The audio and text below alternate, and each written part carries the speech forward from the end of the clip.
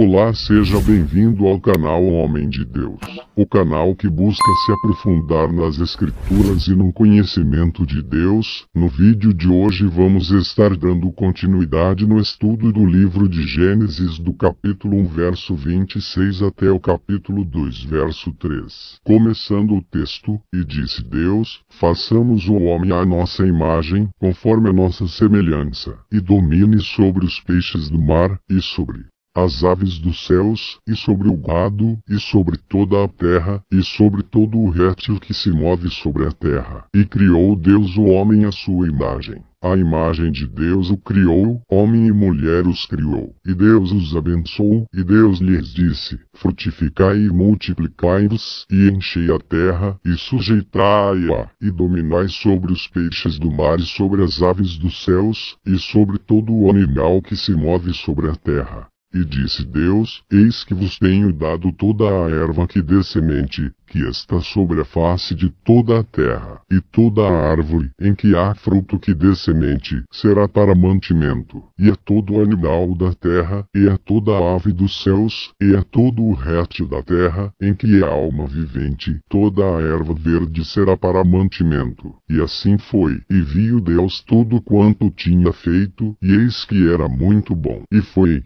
à tarde e amanhã, o dia sexto. Assim os céus, a terra e todo o seu exército foram acabados. E havendo Deus acabado no dia sétimo a obra que fizera, descansou no sétimo dia de toda a sua obra que tinha feito. E abençoou Deus o dia sétimo, e o santificou, porque nele descansou de toda a sua obra que Deus criara e fizera.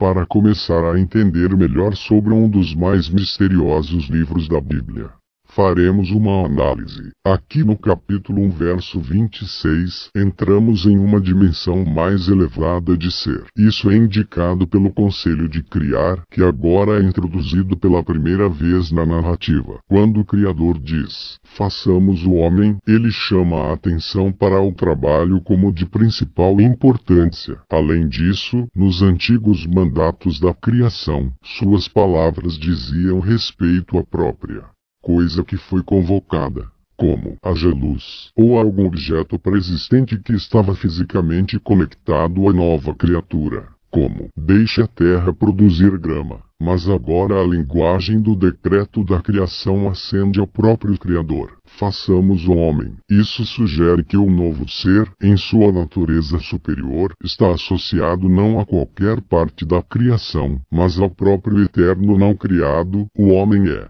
uma espécie diferente de todas as outras da terra. A nossa imagem, a nossa semelhança, ele deve ser aliado ao céu como nenhuma outra criatura na terra. Ele deve estar relacionado ao próprio ser eterno. Essa relação, no entanto, não deve estar na matéria, mas na forma, na essência, não na aparência. Isso exclui todas as noções panteístas da origem do homem. Imagem é uma palavra tirada de coisas sensíveis, e denota semelhança na forma externa, enquanto o material pode ser diferente. Semelhança é um termo mais geral, indicando semelhança em qualquer qualidade, externa ou interna. Aqui é explicativo da imagem, e parece mostrar que esse termo deve ser tomado em sentido figurado, para denotar não um material, mas uma conformidade espiritual com Deus. O ser eterno é essencialmente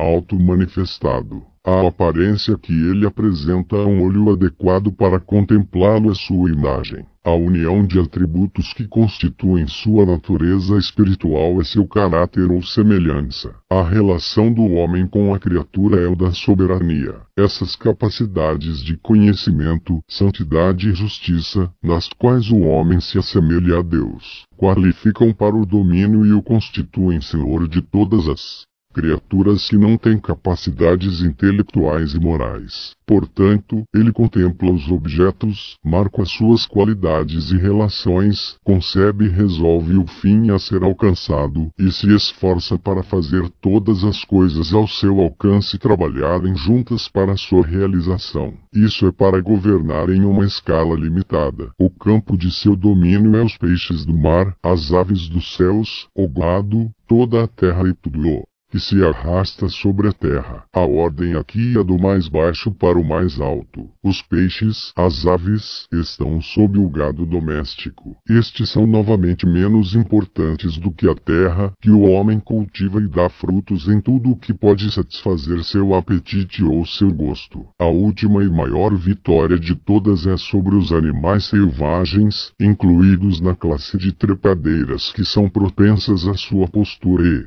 se movem em uma atitude rastejante sobre a terra. Os objetos primordiais e proeminentes do domínio humano são apresentados aqui à maneira das Escrituras. O homem é primeiramente espiritual e depois carnal, por isso é necessário ele viver primeiramente do espiritual e depois do físico, não viver só do pão, mas da palavra de Deus também. O homem não foi chamado à existência para viver se enchendo de pão, mas para viver se enchendo de Deus. Se fosse pão, Deus soprava pão dentro do homem do barro que fez. Pelo contrário, soprou do Espírito que estava em si mesmo. Quando nos enchemos de Deus, nossos passos são conduzidos para andar nessa terra. O pão faz a gente errar, mas Deus faz a gente andar em direção ao céu. Em resumo, o homem foi criado por último por várias razões. O homem foi o ponto mais alto e o principal propósito da criação, porque tudo foi criado para o benefício do homem. Deus terminou a habitação do homem antes de criá-lo, para que Adão já fosse colocado em um ambiente perfeito. Alguns sugerem que o homem foi criado por último, a fim de que todos soubessem que ele nem aconselhou e nem ajudou a Deus na obra da criação. Ao declarar que o homem foi o auge da criação, nós não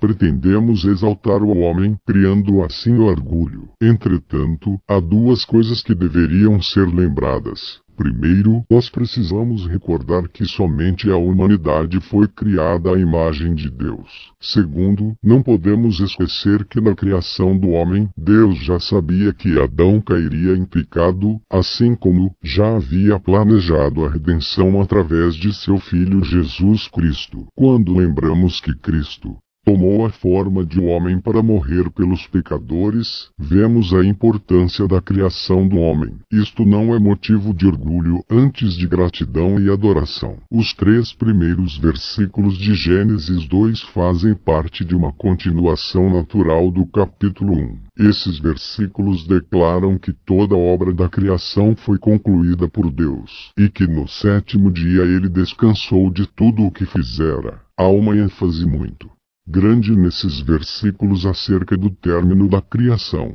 4 vezes o autor bíblico faz questão de afirmar que Deus concluiu toda a sua obra. Isso significa que todos os processos que ocorrem no universo não implicam numa continuação da criação, mas na verdade de que Deus sustenta continuamente a criação que está completa. Também é importante entender que a afirmação de que Deus descansou no 7º dia não significa que ele estava cansado. Essa afirmação é mais um indicativo de que de fato Deus terminou completamente o seu trabalho da criação do mundo. Além disso, ao descansar no 7º dia, Deus estabeleceu um padrão para o ciclo de trabalho do homem, mostrando a necessidade do descanso. E acabamos mais um estudo. Se você gostou, se inscreva e deixe seu like para ajudar o canal a crescer e espalhar a palavra a todos aqueles que precisam. Deus abençoe.